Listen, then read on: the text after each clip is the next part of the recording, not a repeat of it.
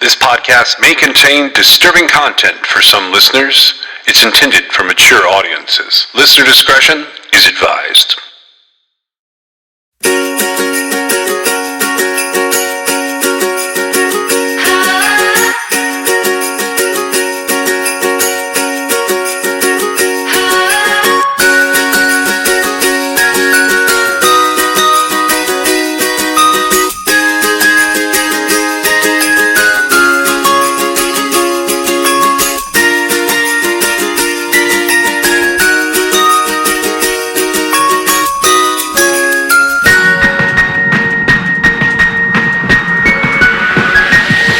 We wish you a Merry Christmas.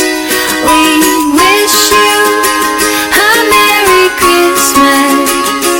We wish you a Merry Christmas and a Happy New Year. We wish you a Merry Christmas and a Happy New Year. This is True Crime XS Christmas.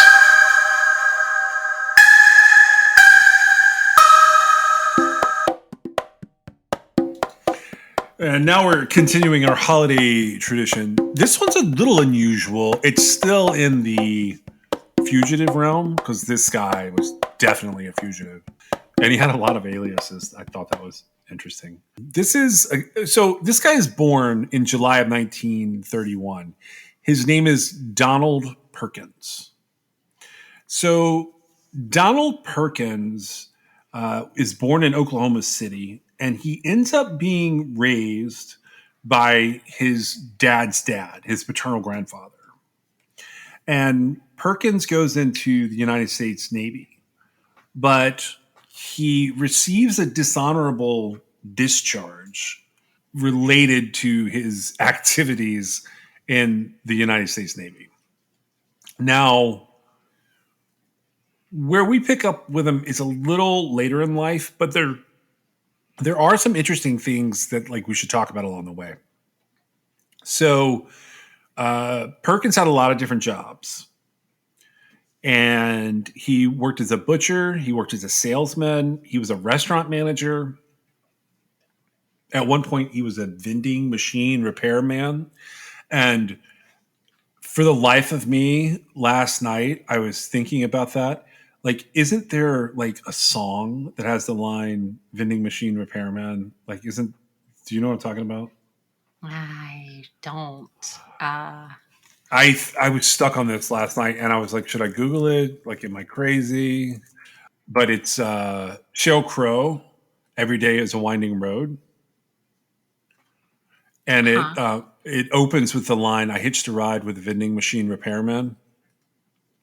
Anyways, you'll hear that every day. No, you're right. That's funny. I'm familiar with that song, but not to the extent that I recognize that. I just stuck in my head when I was reading through it. So in 1956 in Massachusetts, Donald Perkins legally changed his last name. He changes his last name to Webb.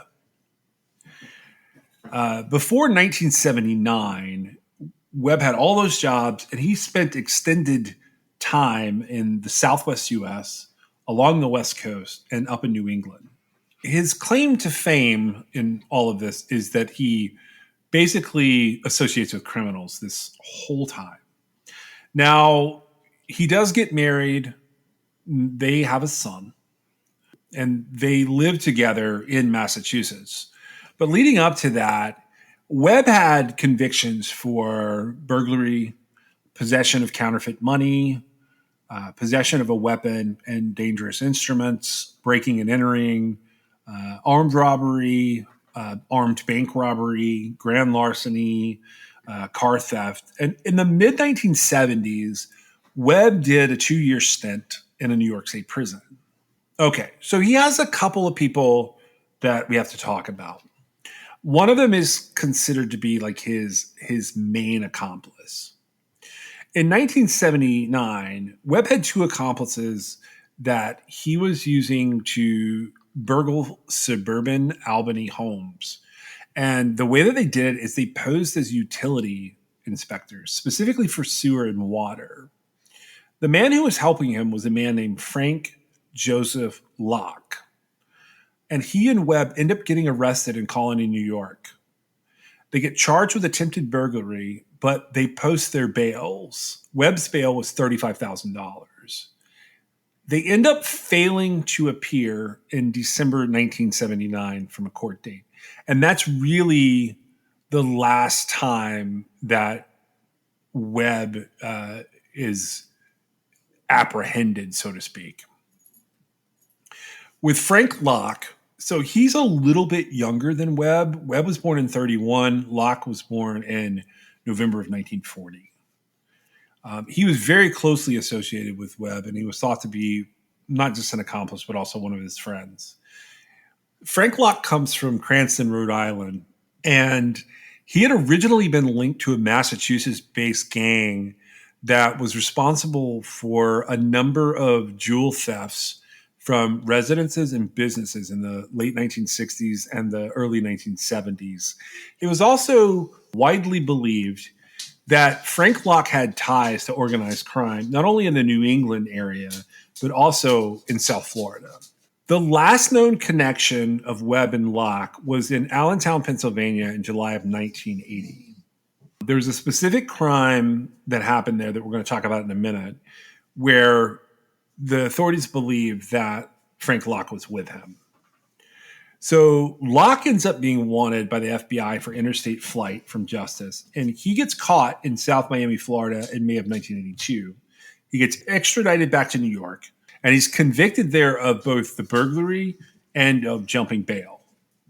But he gets paroled in November of 1985, and in February of 1986, he is convicted by a federal jury of conspiracy to transport stolen property interstate or across state lines. And he ends up convicted of driving under the influence. And in June of 1996, he gets convicted of a parole violation. So he served time in federal prison. He gets released in October of 2000. He passes away at his home just 19 days before his 77th birthday on November the 4th of 2017. So he's not really our fugitive here. Our fugitive here is Donald Webb. And what Donald Webb did to become our fugitive of the day, so to speak, is I'll give you the FBI's description.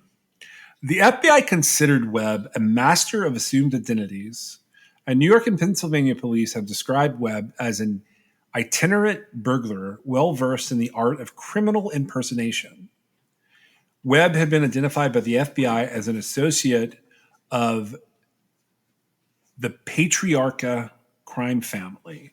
And that's basically what people would know as the Providence or the Boston Mafia. They were also known as the Office. He made a living robbing banks, jewelry stores, and high-end hotels up and down the East Coast. He would fence his goods through the mob up in Providence, Rhode Island. He was also associated with an organized crime outfit in the Miami area where it was believed that he had been fencing goods for some time. All right. Webb vanishes in December of 1980. Have you heard this story before about Webb, by the way? Not before we started talking about it. Yeah, so this was a good opportunity. We talked about, or I think it was probably back in October. We talked about the New Bedford Highway Killers, and we spoke with Maureen Boyle, who had written the book Shallow Graves. That was about the New Bedford Highway Killer in Massachusetts. She also wrote another book called The Ghost, and The Ghost is largely about Donald Webb. So we wanted to take an opportunity to talk to her again, to bring her on and to talk a little bit about her book and about the crime that Webb is sort of wanted for. And I've used this little next, I'm going to reuse the intro, but everything after that is a new interview. It's just easier to keep it consistent that way. So we decided that we probably needed to consult someone who was really familiar with this case, and sort of how we get there is there's not a lot of coverage, but I did find a really cool book, and I was able to pull together some of the information about the author, and I ended up reaching out to her. This is Maureen Boyle. She's an award-winning journalist who has been a crime reporter in New England for decades. She's earned a number of national and regional awards for her writing and reporting. Um, 3 separate times she's been named the New England Journalist of the Year.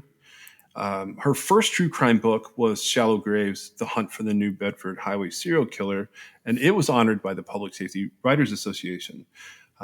She has numerous awards and recognitions for her work as a community reporter, for her feature writing, for her investigative journalism, and she is currently the director of the journalism program up at Stonehill College. She lives in New England with her family. She's been involved in this for many, many, many years. Her undergraduate degree is in journalism, but she got her master's in criminal justice. So I feel like it's a good time to talk to her in this story. Maureen, if you want to say hello, the Yeah, audience. hi there, and thank you very much for having me on, and thank you very much for helping to spread the word about this case. I actually got interested in serial killings when I was pretty young. I think I was around 13 or 14, and with the Connecticut River Valley killer, I was I had always wondered if there were cases from today that might be related backwards in time. Um, I actually started researching that particular case around the time that Maura Murray went missing in New Hampshire. I could not believe that it hadn't been solved. Well, there's another case. There's another case that's in Connecticut of a serial killing case in Connecticut that's also unsolved. Yeah, that case, is that the one that ties to, is it Molly Bish up there? No, no, the Molly Bish case is interesting. They've had a couple of suspects in the Molly Bish case. That's in Massachusetts. The teenager was a lifeguard, and they've had a couple of suspects, and one of them, I believe, recently was ruled out. But it's amazing in this small area up here that the number of suspected serial killers, the number that exist. I'm very surprised. So our first serial killer that we covered, like for our season one, was Israel Keys. He actually has ties to the Northeast U.S. So all of these sort of keep coming back around because Meg and I, every once in a while, we'll dig back into his case. And originally, we started in, I think, 2013, researching some of his information, but it was many years before we felt comfortable putting it all out. It was at least 5 years, maybe 6 years. And we put it together as a podcast because that was the best way for us to express what we were seeing. With his case, we think we've identified one of his first victims, and that will eventually be a part of the show. I have a lot of dogs in here. I don't know if You can want to tell. take care of your tap dancers here? There's not a lot I can do right now because it's pouring here. So they're Yeah, just I looking at me know. like, let me out. Well, I'm interested to know which Connecticut serial killer are you referring to? That's the thing. There's a couple of them. There was a case that was partially solved, but there was one in the Waterbury area. There's serial killings there. And then there was another serial killer in recent years in Fairfield County. But that was solved. Well, the Campville murders, are they solved? Is it? I think that's Connecticut, right? There's like 5 or 6 of them that at one point I thought they attributed them to William Howell. but I don't know that for That was sure. one. Yeah, that was one. And then there was another one, I believe. Yeah. After a So, while, it gets confusing of what, it's kind of scary when you say, which serial killing case are you talking about? Isn't that really bad? It is. It really is. well, I wanted to, I kind of wanted to talk to you in general about true crime for a minute, and then get into the ghost, because we've had you on the show before, so the audience is familiar with you now. How did you decide I'm going to get a master's in criminal justice? I was working for the Standard Times in New Bedford. And at that time, it was owned by Dow Jones Ottaway Company. And they offered a program where they would pay half of your tuition for approved courses. And I always wanted to get a master's degree, and I was covering crime in the city. And I approached the editor about a particular course, and he said, go for it. And then I took another one, and then I took another one. And a couple of the classes they didn't pay for, but I still took them one at a time. And I took some time off after my son was born, and the director of the program told me, hey, finish it up already. So that was it. It really helped my reporting of crime. I had a deeper understanding of investigations and crime itself, and victimology and parole and probation and ways to attack crime. They went into the broken windows theories and all of that, and it really helped me. It helped me write stories and write deeper stories, especially Yeah. some of the psychology courses that I took through the program, where you're looking at the criminal mind and what is the psychology behind certain crimes. I'm always curious if people end up covering crime or writing about crime because they wanted to, or if it's something that happened that they just found out they were good at it and they just did it. Well, I wound up covering when I first started journalism. I was going to cover politics, and I was working up in New Hampshire and doing everything as you do in New Hampshire. And I still wanted to cover politics, and I moved to New Bedford, and I was covering just a local community, and they offered me the crime beat, and I said, okay, as long as I don't have to cover another selectmen's meeting, that's perfect. And I just stuck with it.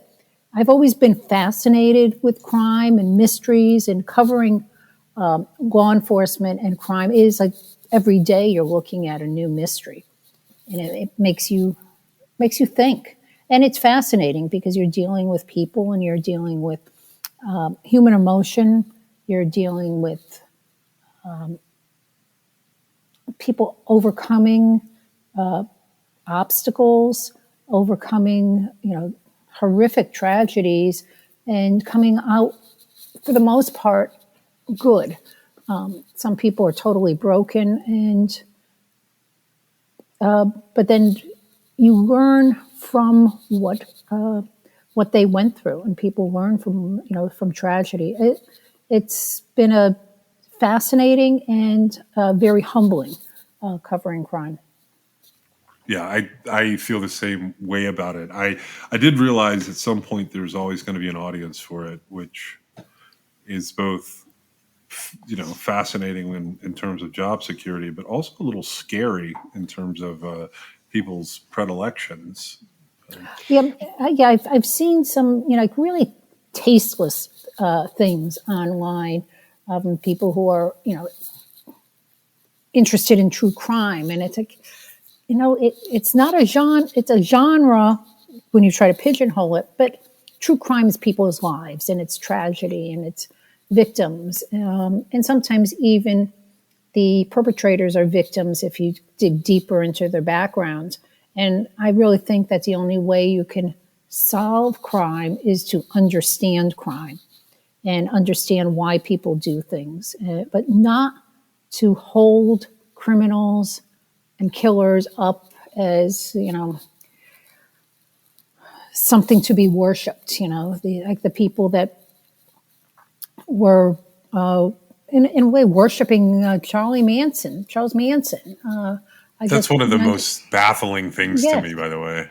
this is a man who brutally murdered people, directed people to brutally murder people, and to be a follower, decades later. I don't get it.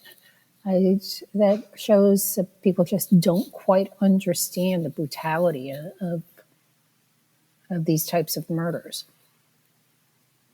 I just don't understand the followers of people that are doing, life, and even to this day, those that are fascinated with Jeffrey Dahmer, which is now in the news because of the new Netflix show.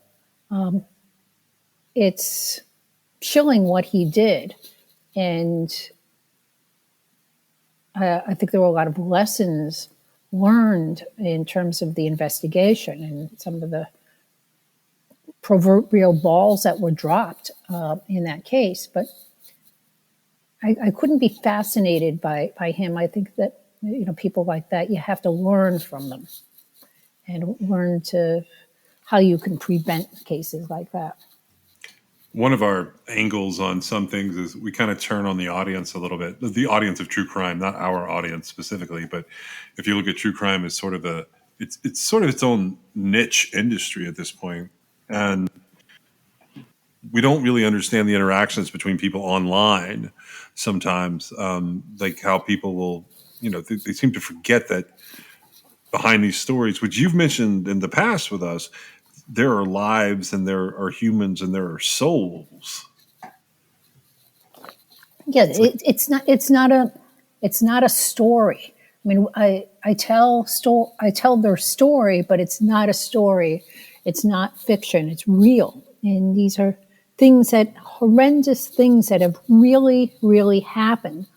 And it's okay to be fascinated by them, but you have to also put it in perspective and understand how to prevent them and how to protect yourself. And that's one of the things. There's been some studies and talk on the issue of why an awful lot of women are fascinated by true crime, and part of it may also be that women are learning how to protect themselves when they are listening to true crime podcasts like yours or reading books about true crime. They're seeing the mistakes, and I say mistakes in quotes, that the victim may have made that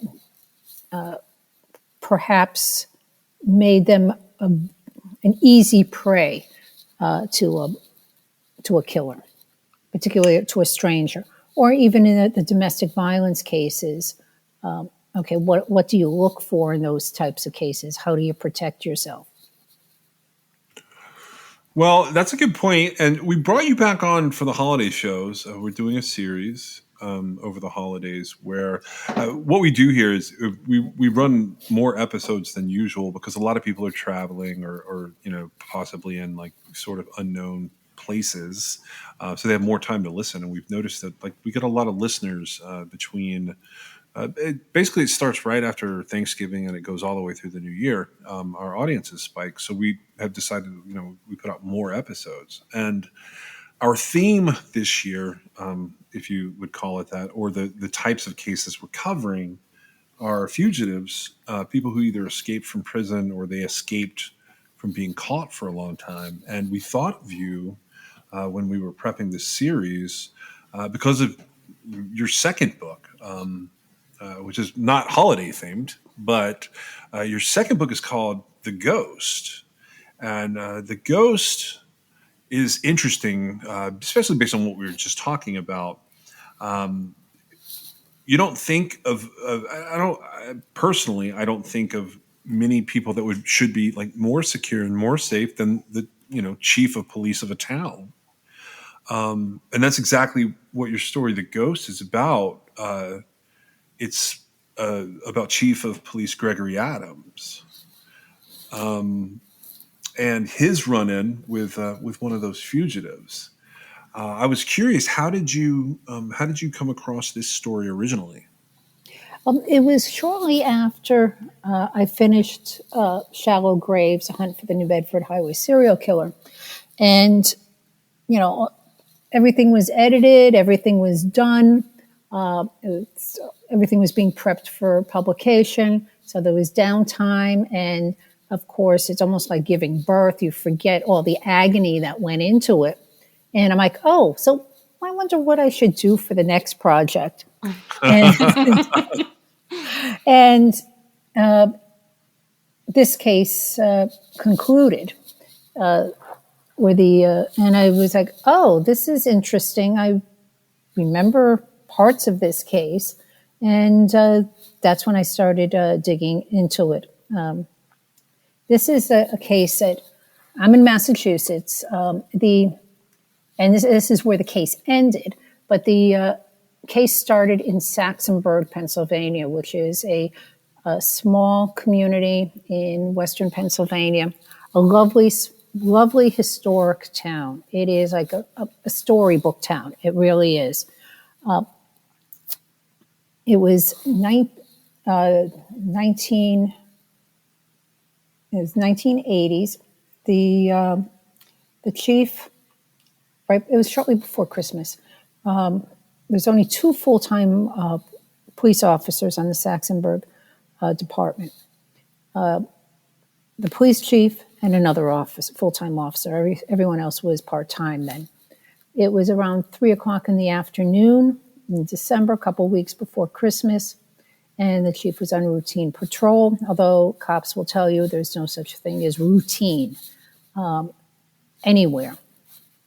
And he pulled over a vehicle in the Agway parking lot, and the next thing anyone knew, he was crying for help behind a house next to the parking lot, and he had been shot, and he was fatally wounded.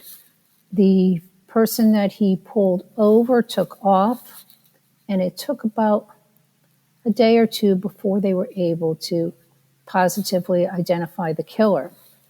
The killer left behind a driver's license. It was the name on the driver's license was an alias that the man used. His name was Donald Webb. And he just vanished. He seemed to have vanished.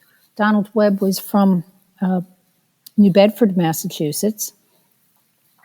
And the law enforcement thought it would be really easy to find him. Now they come up here, go looking for him. Donald Webb was the best way to describe him, a low-level mobster. He hung around with a group of guys that law enforcement called the Fall River Gang. They did a lot of robberies, but not, hold-em-up robberies. They were very sophisticated burglaries for that time, including, cutting holes in the tops of buildings and going into jewelry stores, that sort of thing. They did all of their jobs outside of the area. In the mid-Atlantic states, they did some in Pennsylvania, nothing in their own backyard. So once they left, they had no ties to the area. And he just disappeared for decades. And I found that fascinating in terms of this is a guy that was on the FBI's most wanted list. And even with all the power of the FBI, he still eluded authorities. And so I started looking into what happened in the case and the story behind the story. And I talked to the original investigators, including those that were with the chief in his last dying moments, who responded to the scene. I talked to the chief's family and many people in the community. And what's interesting about Saxonburg is over the years, they never, ever, ever forgot Chief Adams. Every year, they held a memorial for him. Every year, they made sure that his name was not forgotten. And that was something that was very, very touching. And, when I went down to Saxonburg a couple of times, people remembered him. They remembered talking to him. They remembered meeting him. They remembered everything that the town went through when he was killed, because this is something that does not happen in a town that size.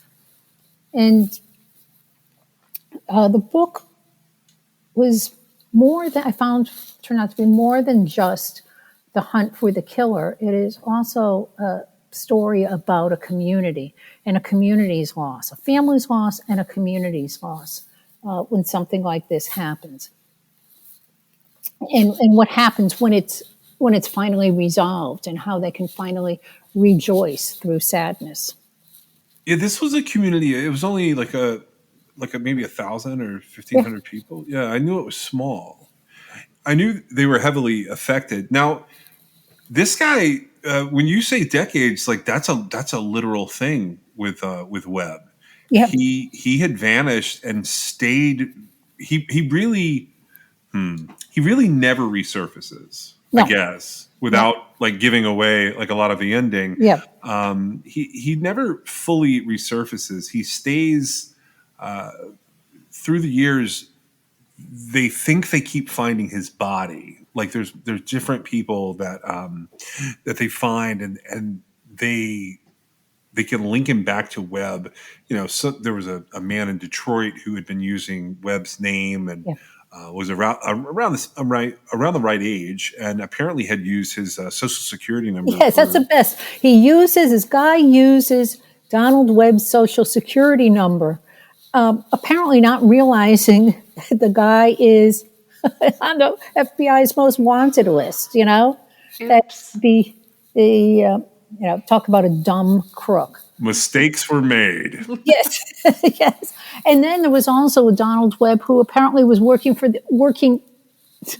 an FBI employee, and that was also one of their other let's make sure we have his middle initial very clearly marked here. There was a lot of weird things in the case. This was one of the strangest cases ever. What is most interesting about one of the more interesting things, I joined the Standard Times in 1984, and this case happened in 1980. When I started covering cops in 85 at the Standard Times, no one in law enforcement was mentioning Donald Webb, or that they were searching for Donald Webb, which I thought was really interesting. Webb had a stepson who worked for the New Bedford Police Department for a period of time, and then he left. And the reporters of the Standard Times would sometimes mention his stepson in the whole story behind why he left. And then almost in passing go, yeah, his stepfather killed a cop, I think someplace in Pennsylvania or the Midwest or someplace like that. And then they would just drop it. So I always assumed that Webb was either in prison or he was dead. Not that he was on the most wanted list. And because I would have been all over that. I was that type of a reporter. And I to this day, I could just kick myself for it. But no one was talking about him. No one at all, at least not publicly. And when I started doing research on the book, and I was going through the microfiche of all the local newspapers around the time of the initial search for Webb, there was nothing in any of the local papers about Donald Webb until much later, months later, and there was a small blurb in the Fall River Herald about that Webb FBI sent out a press release saying that someone matching Webb's description was seen in Fall River. That was it. Huh. That was it. So if you didn't go to the post office back then and look at the most wanted posters that were in there, the average person would not have known Donald Webb was wanted by the FBI. You wouldn't have known if you were sitting one booth away from him in the diner. You wouldn't know if he was sitting at the bar with you. Because this was also in a time when there was no social media. And I would like to think that if this happened today, it would be all over and we would be, you'd be seeing his face on billboards and on Facebook, on Twitter, and on everywhere. Yeah. That there was nothing, and that's what I found really, really surprising. That how little there was. It was, you contrast it with Pennsylvania, where this was, huge headlines in all of the papers, and even the Philadelphia paper and the Pittsburgh paper. We're talking, front page headlines for months and months and months and months. And up here, where the killer supposedly is from, and they believe likely, fled to, there's nothing at all, which is just absolutely shocking to me. Yeah, and that's the other thing. It was such a small area. Like, if you look at that section of Massachusetts, that would have been huge news for that area. I agree with you. I really do. I agree with you on that. And that's what I don't understand. And when I've asked members of law enforcement who were, active during that time, they said, well, it was who was in charge. It was really a Pennsylvania State Police case, not a Massachusetts case. And then it was really an FBI case. So I think part of it may be no one wanted to step on someone else's toes in talking to the media. I'm not sure. But, that was an era where reporters were, at least local reporters, were much more aggressive than they are today because there were more of them. And the reporters, at least at the Standard Times, I know were very, very aggressive, and I would have expected, huge stories in the Standard Times in particular. And I was just surprised that there wasn't. Well, this was the time. One of the things we've talked about is there's this era of the 80s where there's the super cop stories. And that's when police officers started getting like book deals and movie deals for being on a major case. Mm-hmm. This was the time of the super scoop. Like, the way you made your name as a reporter would have been to have some of these bizarre twists and turns that happen in this story. Like, where, there's this dead body that's been using his name, and there's this letter that gets written to William Sessions, who at the time was the FBI director. It pops up where somebody calls into America's Most Wanted and claims to be him. These are things that, if any of them turned out to be true, would make somebody's career as a writer. Yeah, and there was none of it. I'll tell you, the Pennsylvania papers were very, very on top of the case. The Butler Eagle in particular. The Butler Eagle is the local paper there, and I'm very glad I got to read all of their stories, and also I now subscribe to the Butler Eagle. It's a wonderful local paper. It is truly a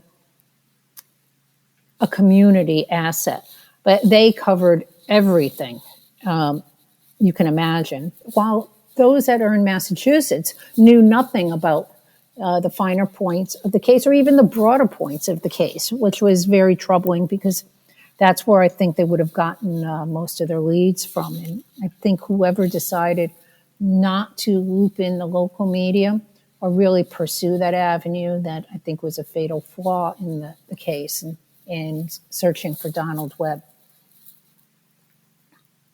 So how did this story kind of wrap up in terms of the timeline with when you decided to write about it?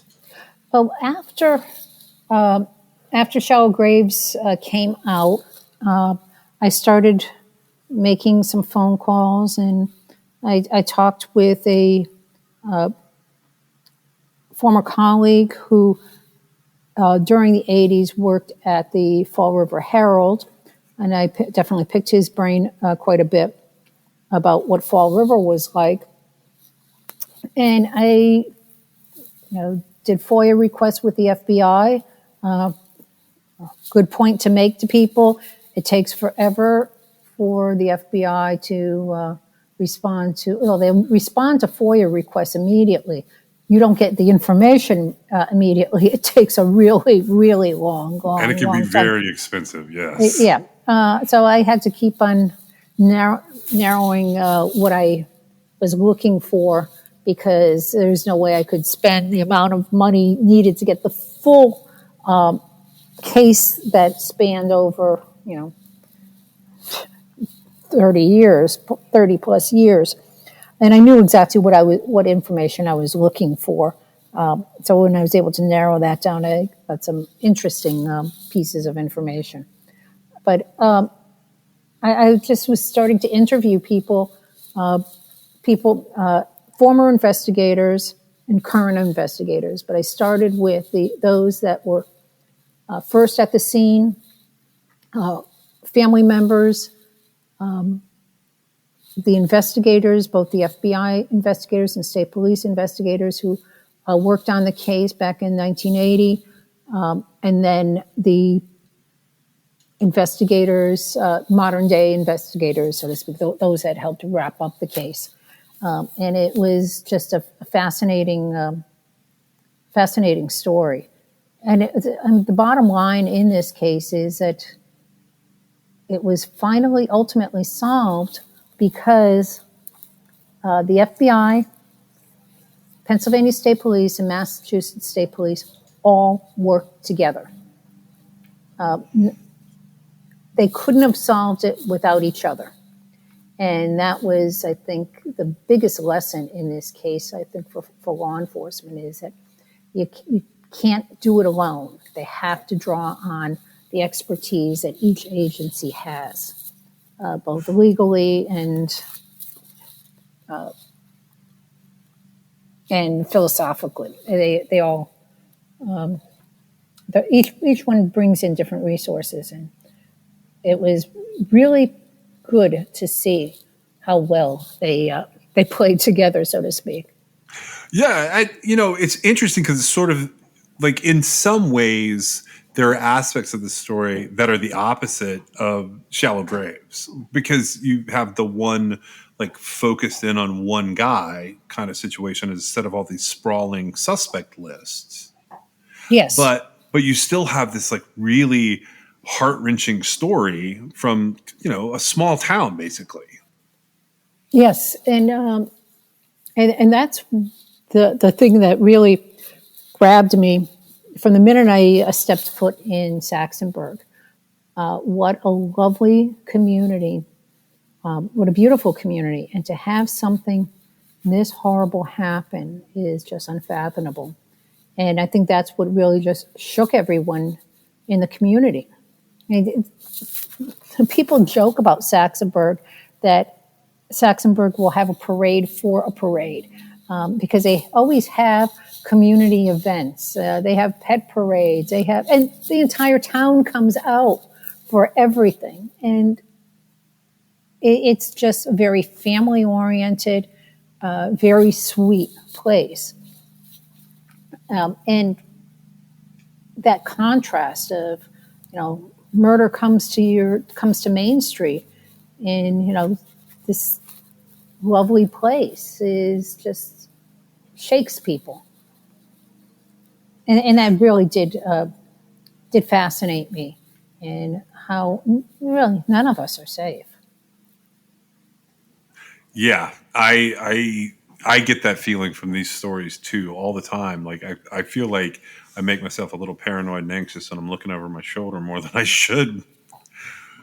And you should, and you really should, because the thing is with this: if you live in a small town or in a rural community, you think you're safe because there's no one around, but perhaps you're less safe because there's no one around. When we were looking for, my husband and I, when we were looking for houses, and he was looking at some places that were in, semi-rural areas. And I'm like, nope, nope, nope, nope. I want to live someplace that if I scream, someone will hear me. And, that's always been my rule. And it's worked well for me. Not that I've had That's a any, good rule. but if you get into I think a false sense of security when you are living in an area that where nothing, you think a crime can't touch you because it's not out on your doorstep, but sometimes it just comes knocking. Right, As and it, it's better to be prepared.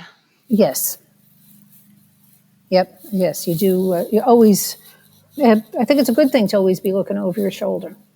Did And you have any one thing that you took away from this story related to like the looking over your shoulder that you can share? oh, about this story in particular, it Yes. Yeah. is. I think there was one lesson I think law enforcement learned is that the chief, when he stopped the vehicle, he did not call in the plate or call in the license, and that is perhaps the one thing that law enforcement after that in the community, no matter how small the community is, this is what you must do every single time. And it was very unusual for him because he was an instructor in the academy, and he would be telling officers, make sure that you call in right away. So why he didn't call in the plate number is unclear. Perhaps he just let his guard down, and because he was only like a block and a half away from the police station when this happened. I think that there was a lesson there that don't let your guard down, no matter where you are. Yeah, he wasn't wearing his vest either. No, he was not. That part, like, that sticks with me because that's a decision that you can make, like, for a number of reasons to not put that on. It could be uncomfortable that day. You could have something else to do, and you just want to, that cost him his life in some ways. Yes, it did. There was conflicting stories of why he wasn't wearing his vest. The one that I believe was that he had to send it back because it was the wrong size. So. Oh, I hadn't heard that. Yeah. That's wild. That was one of the issues there. But it is the case involving Chief Adams also makes it very, very clear that crime can happen anywhere, and even law enforcement they're not immune to random acts of violence, even in a small community. And of course, in this case, law enforcement also really focused on Donald Webb's wife, who lived in New Bedford at the time and then moved to Dartmouth, because they were convinced that she knew where he was, even though she denied it. And they followed her around, and there was a couple of humorous situations with the cops, FBI agents and state police agents following her through the city and on the highways. She was very good at eluding any tails. And they were. Can you imagine what her life must have been like? I can't. She was a young widow when she met Donald Webb, and during a time when it was very difficult for women. She had a small child. So she did not have it easy at the time when she met him. But she was very, very loyal to him, because even when they were together before the murder, and he was in prison for other robberies, he was, she was always there waiting for him. She was very, very, very loyal. I do wonder what her life would have been like if she hadn't met him. That's what I was just getting ready to say. I was going to say, I think if that's one of those situations where if you turn left instead of right, might have been a better whole existence. Yeah. Well, so this is The Ghost. Meg, do you have any more questions for Maureen?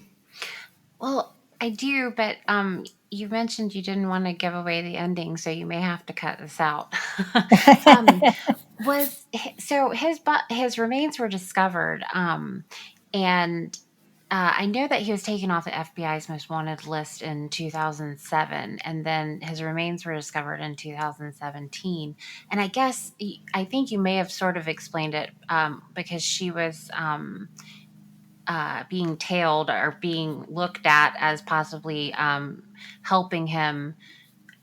Uh, did she bury him? Yes.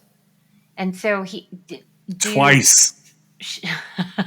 Did You and you you have to read the scene of that, okay. and you will just be you have to read it. It's Amazed. yeah, oh yeah, you will be amazed. You will just go, oh my god. There's a it's detailed because I detailed from the her interview with the FBI and the state police. You have to read it. Well, I Yeah. certainly will. It was fascinating to me because I thought, wow, like, because you would think, well, once he died, she would just free herself from it. Um, but I will read it. John kind of sprung this on me. I did. The I'm new so book. sorry. That's But when okay. you have to when you read that, you will go, oh my god, because I didn't believe it, and I had asked the FBI agent, did she have help? And he goes, no. And he goes, I don't think so, based on the way some of the things she said and how she said it. No, Well, I did spring this on Meg, but I had forgotten when I was setting everything up to talk to you. I had forgotten that was also your story, and I knew of Ghost, but I had it separate in my mind. yep. So when I realized that we were going to have a chance to chat with you, and we were covering Donald Webb, also, like, I don't think there's that many spoilers in this story. People can read the Wikipedia article. It's not the same as the book. The Yeah. book is so much more interesting, and I will definitely make sure that Meg has a copy of Ghost You, from and, it, Amazon in her stocking. and it's a quick read. It's not as long as Shallow Graves. And I wrote it during the pandemic. And it was, I wrapped it up during the pandemic. And it was an enlightening research and enlightening to write. Thank you so much for coming on. Where can people learn more about you? I know we can find your books at Barnes and Nobles and Amazon, right? Yep. My website is Maureen Boyle, MaureenBoyleWriter.com. I am also on Twitter, which is, and I always forget what my Twitter handle is. I always have to look it up because it's Maureen E. Boyle 1. And I'm also on Facebook. There's 2 pages up on Facebook, one for Shallow Graves, Hunt for New Bedford Highway Serial Killer, but it's Shallow Graves : not semicolon. The semicolon page is run by the one of the victims' brothers. And where else? There's also, I can be reached at shallowgravesthebook.com. So there's lots of ways to reach out to me. I'm all over the place. And on my website, the writer website, I also have a blog that I occasionally talk about crime and particularly the New Bedford case and anything else that comes to mind. Well, thank you so much for coming on with us again. It is great to talk to you, and we would love to have you back with whatever your next big story is. Oh, I would love to come back. And thank you so much for having me. I really appreciate it.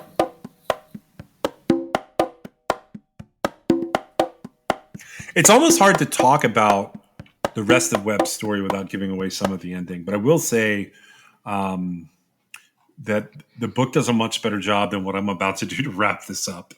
What did you think of the case of Greg Adams? Well, it's one of those like legendary nightmare stories, right? It really Uh, is. it fuels like all of the underlying beliefs of law enforcement and their families, with the thoughts of like, any day you go out to work, you could not come home, right?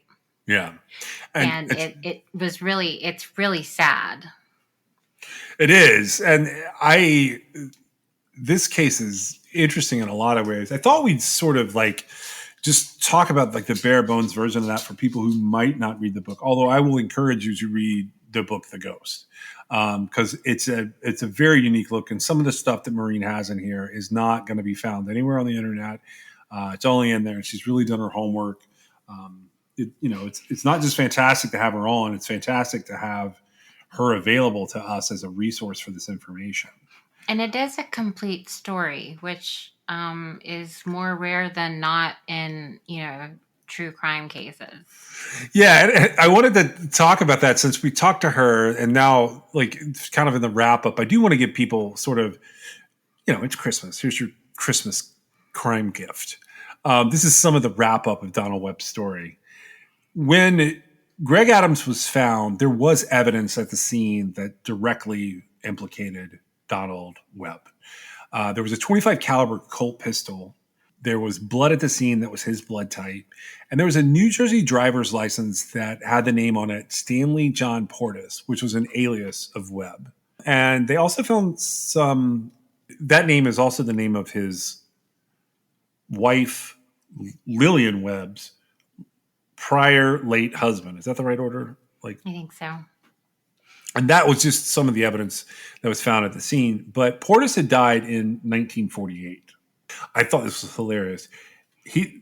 Among the aliases that they mentioned for Donald Webb, we have Donald Eugene Perkins as his birth name.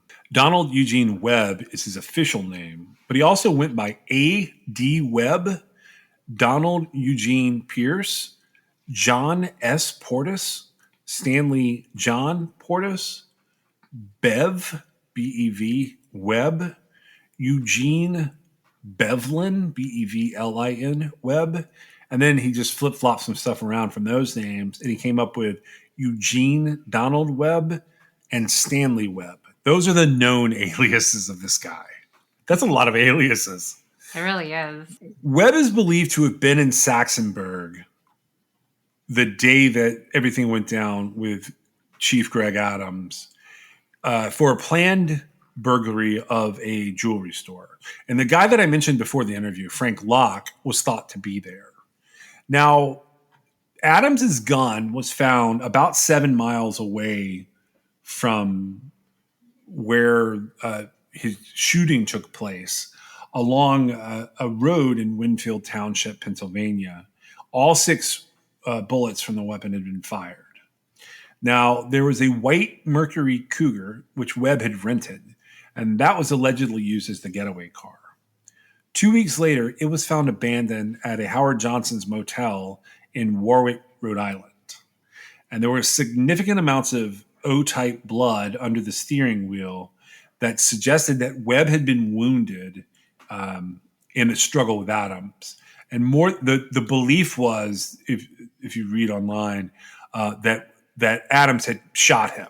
So Webb gets named as the main suspect in the killing of Adams, and there's this nationwide manhunt that begins. He's charged in absentia with murder, attempted burglary, and an unlawful flight to avoid prosecution. On December 31st, 1980, there's a federal arrest warrant issued for him, and Webb was named as the 375th fugitive to be placed on the FBI's 10 most wanted list. He had strong ties to Fall River and New Bedford, Massachusetts, and the last confirmed sighting of him was made there by an anonymous tipster in July of 1981. It was reported to the Boston FBI office, but Webb had fled by the time the investigators arrived. There were later unconfirmed sightings of Webb or men resembling him in Costa Rica, Canada, Washington, and Massachusetts. In January of 1990, FBI Director William Sessions received a letter postmarked January 23rd, written by someone claiming to be Webb, asking for forgiveness from Adams' family.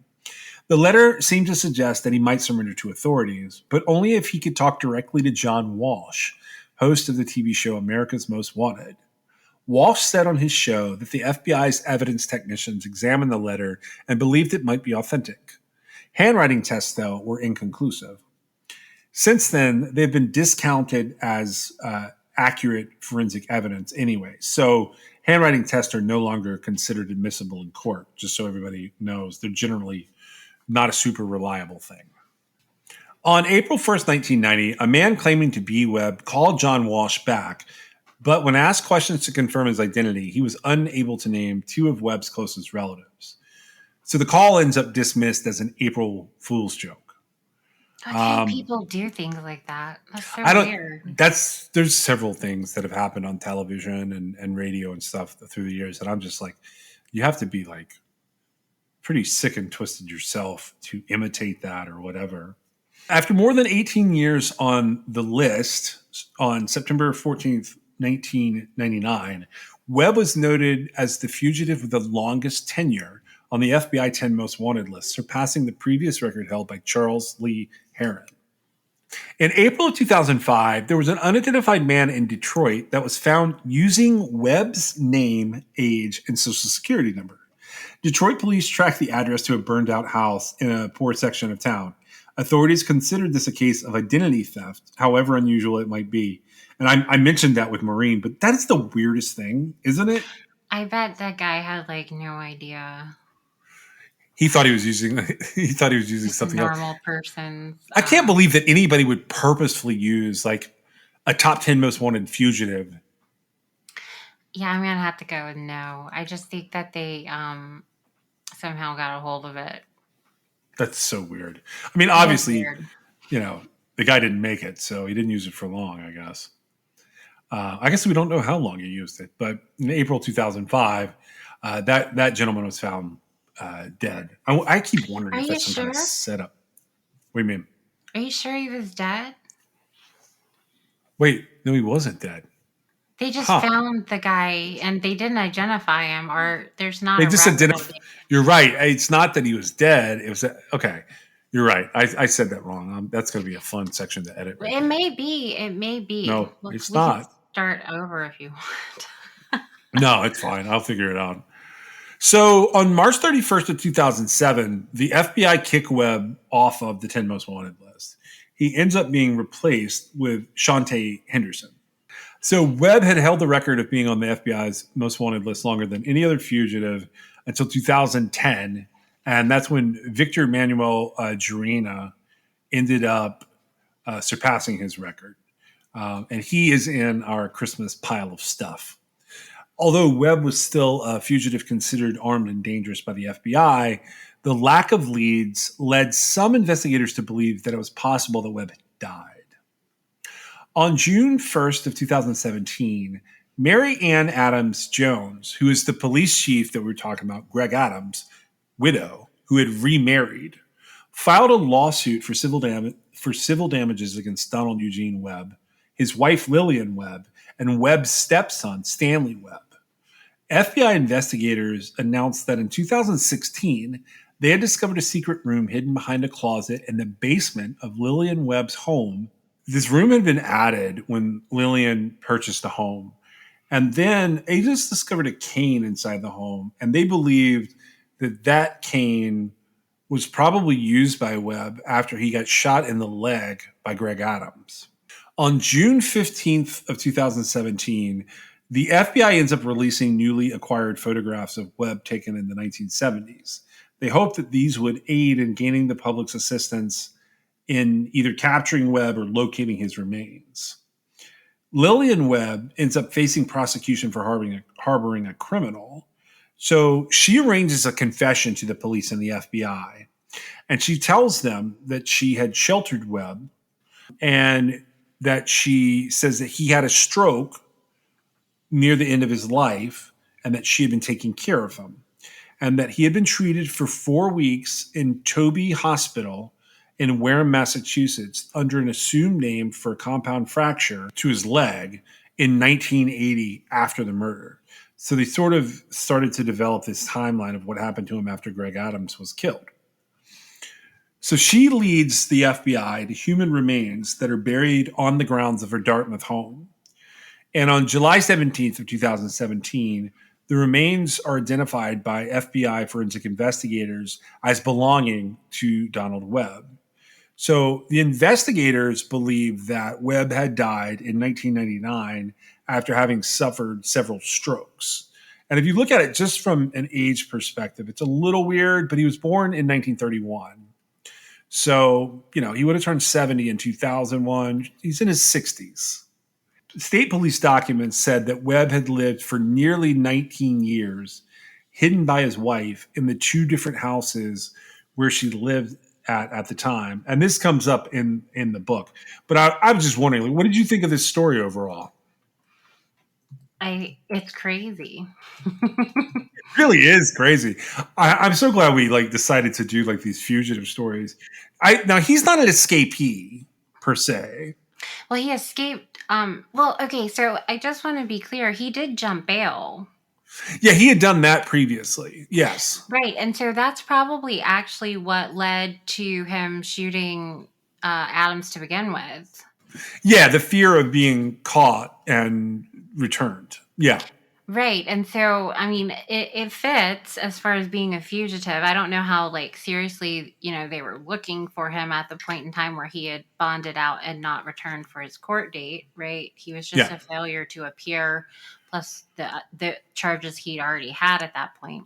But he was scared to death to go in to jail, and that's what led. He was driven by fear, and the way that I've sort of seen the story laid out, if he had just been calm, he probably would have driven away from that situation. So that was one of the reasons I thought it was cool to get sort of an inside perspective from someone who had done a lot of research there, is you get a feel that area was really small.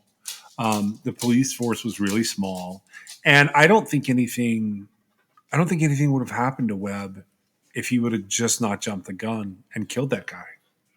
Right, because I believe, did he roll through a stop sign? It was just a routine traffic stop. I think Maureen said what it was, but I kind of missed it there. Well, whatever it wasn't serious enough to warrant any of this. Yeah, these cases are kind of all over the place, but up to that point, he wasn't really a killer per se, not that we know of. I don't think he was either, because the reason I say that is he did live sort of, he wasn't incarcerated, right? But he was in his own special kind of prison, right?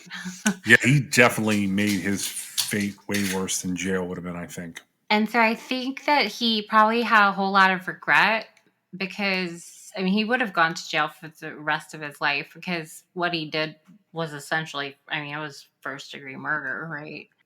I think that he did have a lot of regret, though, because he ruined his own life. Not that anybody that commits first-degree murder doesn't ruin their own life, but even though he escaped justice, he lived in hell, right? Thank you for joining us.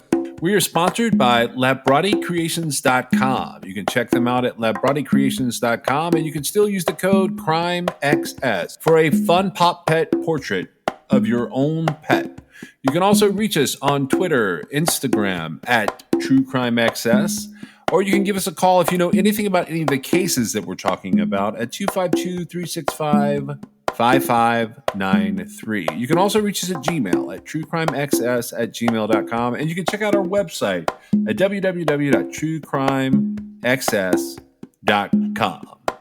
We'll see you next time.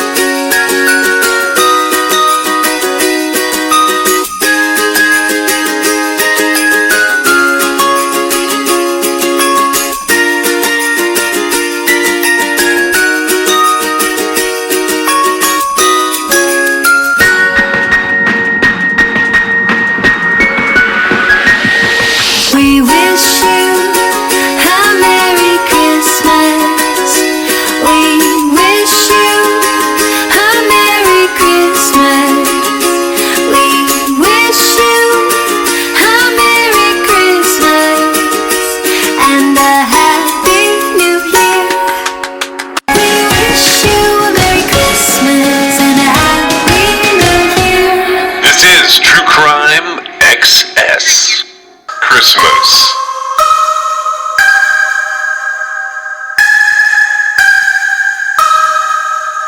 So, do you have holiday plans that you do like every year, like traditions? Uh, Not really. Just your standard traditions of holidays. Pulling out the tree, being with family. That's sort of what we do here. Yeah, we also have. My husband's family has a holiday party that everyone gathers, which is very nice, and it's a fun time to see everyone. So you get to see people from infants all the way up to the elderly. So That's my favorite part. yeah, it's good to just see people be able to relax and talk and eat. That's what I was going to ask. Do you cook or do you eat? Oh, I don't cook. I am probably the worst cook in the world. My husband is a superb cook. And although I've told him I think he's a great cook because he does it for self-preservation because I am so bad. Yeah, I'm not a great cook. It's not something I've ever been interested in, so I completely understand. Now, I'm really good at microwaving, Yeah, me and too. I'm really good at ordering at a restaurant. Yes, And me too. that's about it. Other than that, I'm not good at all. I burn things. I forget they're on the stove. It's not pretty. Yep, I'm right there with you. So my last two questions. Do you have any pets? We have two cats. We've got one that we got sort of by default when one of our cats went missing, and we were searching for her, and we thought we found her. Someone posted about a found cat, and we go down there, and it wasn't her, but they were going to send the cat to the shelter, so we brought her home, and we've had her ever since. And then we got another cat as a kitten. And we got him to keep her company because we felt so bad that she was in the house all by herself when we were working. And it turns out she absolutely hated this cat because he would follow her around and try to play with her and fight with her and do whatever kittens do. Since then, it's been 10 years, and they still hate each other. There's no, curling up together before the fireplace or anything like that. They're, one's on one side of the house, the other one's on the other side of the house. We've got two cats, and but they are not rippers, which is a good thing. They don't rip the furniture, which I'm very pleased at. Other things, not so much. Got it. So, what's coming next for you in terms of writing? Is there any big secrets you're working on? You don't have to tell me what they are, but just that you're headed down the path. I'm working on another book. It's based in Pennsylvania, and it involves the disappearance of a 15-year-old girl. And that's I'm about 95% done with that. Ooh, well, we definitely want to have you back when you do that. And if you decide you want to do like some kind of podcast series or something around that, I'm totally interested in helping you. Okay, that sounds good.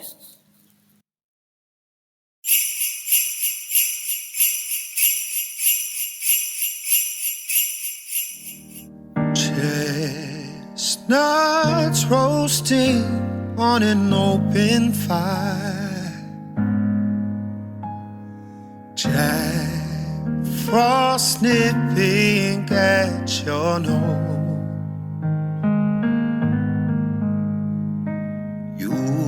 Yuletide carols being sung by a choir, and folks dressed up like Eskimos. Everybody knows some turkey and some mistletoe can help to make the season bright. Tiny tots with their eyes all aglow will find it hard to sleep tonight. They know that Santa's on his way. He's loaded lots of toys and goodies on his sled, and every mother's child is gonna spy to see if a reindeer really know how to fly. And so I'm offering this simple phrase to kids from 1 to 92. Although it's been said many times, many ways, Merry Christmas to you.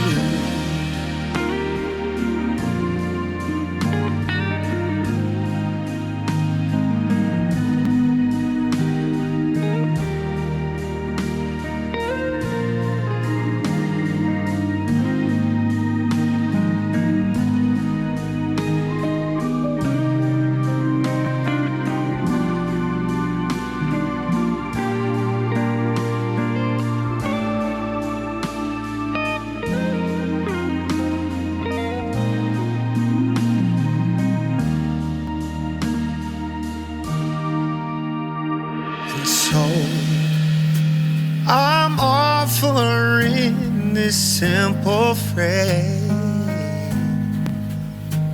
to kids from 1 to 92. Although it's been said many times, many ways, Merry Christmas